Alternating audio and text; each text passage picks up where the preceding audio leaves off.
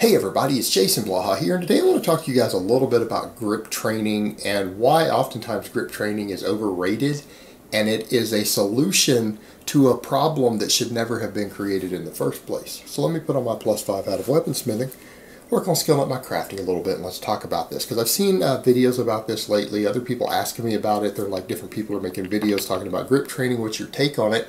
We don't see you do grip training. You don't seem to have a problem with your grip. And that's correct. You guys watch me all the time come in and do high rep rows, pin leg rows. You guys watch me do medium rep deadlifts with relatively heavy weight. What have I done on camera that you guys have watched? I've done like 3-4. I've done 4 reps with 550. I normally do all the time. I do 515 for 5. So I've been doing that lately on camera. Done that a couple times for you guys recently on camera while cutting. And sometimes I hold it at the top. Same thing when I do 500-pound sets, do 5-rep sets. Sometimes you guys see me just hold it at the top for a couple seconds. That is my grip training. And the thing that I would ask people who do extra grip training, why is it that you need extra grip training? What have you done to cause this? Because if you're on a balanced training program, your grip strength should come along balance with everything else. You're probably not doing enough pulling without straps. In fact, if you're worried about your grip, the very last thing you should ever do is buy a set of straps. Now, the mentality that people have behind this is what? Well, I don't want my back. I don't want my back development to be limited because of my grip strength. So I'm going to use straps. Instead of making sure that my grip strength is strong, I'm going to use straps. And then I can develop my back further. So in other words, then your grip becomes a weaker and weaker point. And people say, well, I'll do extra grip work. Why didn't you just do extra back work? People say, what? Why didn't you just do extra back work without the straps? Your grip will develop. It's like someone saying, well, because that would be too much grip work. Really? You know, you have all these people out there. How many of you guys out there will do 15 sets of curls instead of 5 sets of curls? Because 15 sets of curls can develop your biceps slightly faster than 5 sets will per week, right? Now, you can get decent biceps, training your biceps 5 sets a week, right? But you're going to get better development if you do 14 or 15. You probably will. If your total cumulative work on a muscle is 15 sets or something, or 20 sets throughout the week with all your compounds added in, isn't it probably going to develop a little better? Isn't your grip strength muscles? Isn't it muscles in your forearms that give you that? Muscles in your forearms and hands? So if you just trained those muscles more, wouldn't they adapt? And there's a stamina component to those muscles involved in grip strength. So if you came in and just did more sets, wouldn't they develop also? In other words, you're probably not doing enough pulling. You're not doing enough total volume of pulling. In other words, if your grip strength is failing all the time on your deadlift, you're probably not doing enough total volume of pulling, or your grip strength would be caught up already. Because all your other stuff, you're doing double overhand or double underhand for chin-ups, it's double underhand, but overhand grip on everything, that's the harder way to grip. Your grip strength should be sufficiently built up. I would ask people, how many sets of rows and stuff are you doing a week? If you're only doing 4 or 5 sets of rows a week, there's your problem. There's your problem. That's why your grip sucks. You're not doing enough total volume of pulling strap-free to build your grip strength in your forearms. This is an easy solution. Throw your straps away and do more pulling. You know, the other thing, look, I talk about cleaning the weight up all the time. You know, cleaning the weights off the floor with everything. Do more work off the floor. That will be more total volume on your grip. So what if your grip is your limiting factor? If you do enough volume with it, it will build up and you will have a grip that you can just crush almost stone with. All right, you're going to have an iron hard grip if you just do enough volume of pulling, and then your grip will not be your limiting factor. And I have never in my life met someone who pulls heavy and pulls frequently whose back development was lagging in any way, even if they didn't own straps. I've never seen that be a problem. Ever.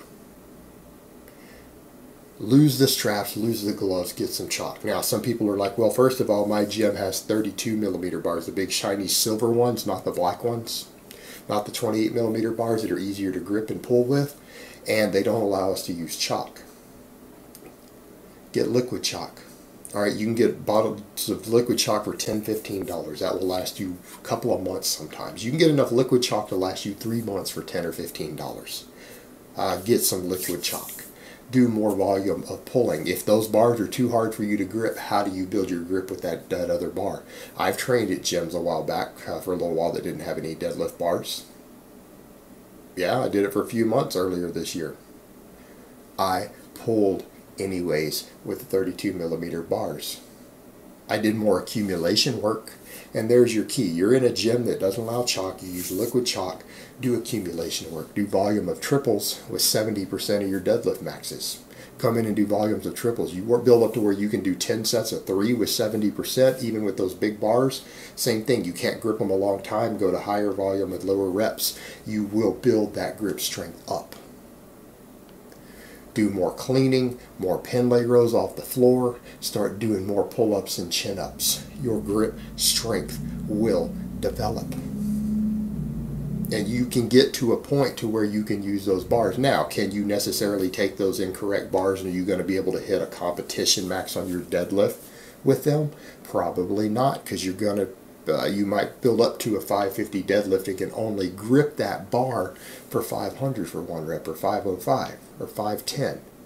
So what, are you doing a competition with those bars? Of course not. You're never going to compete in powerlifting with those bars. They're going to have you use deadlift bars. So, in other words, it's not a factor. It's not like you're hitting competition maxes in the gym. Volume is what builds grip strength. And you know what? Little bitty things help. Stuff as simple as, okay, so those are the bars you have. You're stuck to using slightly lighter weight. Do volumes of deadlifts. Do a bunch of triples. Hold it at the top for a couple seconds on every single rep. Just hold it for a 2 or 3 count on every rep. And you build up and do 10 sets of 3 with 70%.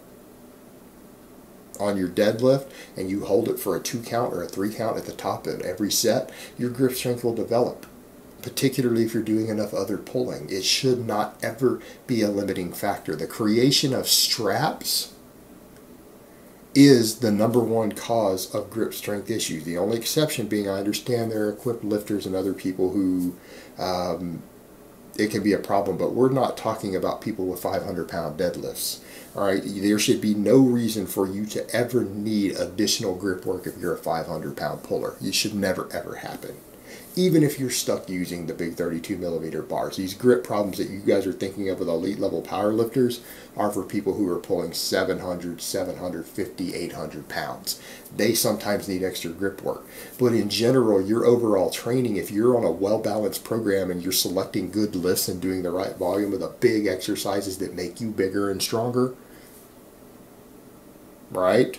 Rowing, chinning, deadlifts, cleans. If you're doing all these exercises, your grip strength should develop over time. Remember, grip strength has a high stamina to it. There's a stamina component to training it, and it recovers well from high volume. It doesn't have a problem with it. All right, your grip strength in general will recover very quickly from high volume training. You should be able to do gripping stuff all the time. It shouldn't be necessary. It should never become a weakness for you. If it does, it's because you're doing silly stuff. Maybe you're doing too many partials and trying to grip a weight that's too heavy for you. Well, do normal exercises and this problem goes away. This problem goes away. These are self-created problems. And the other thing to look at, people say, well, my grip strength seems to be getting weaker. There's the beauty of not training with straps and things like that. When your grip strength starts going down, that is actually one of the most important cues of chronic overreaching. Meaning your peripheral nervous system is fatigued. You're either deadlifting too frequently, you're deadlifting with too much volume, or your overall training in general, you are overreaching too far. It's time to take a deload. That's one of the warning signs. And by not training in this way and doing silly stuff like wearing straps, you are actually losing one of the best monitors in your body to determine where you are in terms of your recovery and if you need to deload in the near future or not. It's one of the most important signs that can help you see this, because when your peripheral nervous system starts getting too fatigued, your grip strength is the first thing that goes. So if your grip is going down, that is its own sign and characteristic. That is actually a training tool that you're able to monitor that is useful to you overall. So guys, at the end of the day, people need to realize this whole idea of needing a bunch of extra grip work is because you don't know how to train. You're not training correctly using crutches like straps. You're not doing enough volume of pulling, things like that. That's what's going on if your grip strength is a weakness. You've created this yourself by training incorrectly. It's a problem that shouldn't ever be created to begin with. Alright guys, but that's really all I have to say on that today. I hope it's been informative, and I will talk to you guys next time.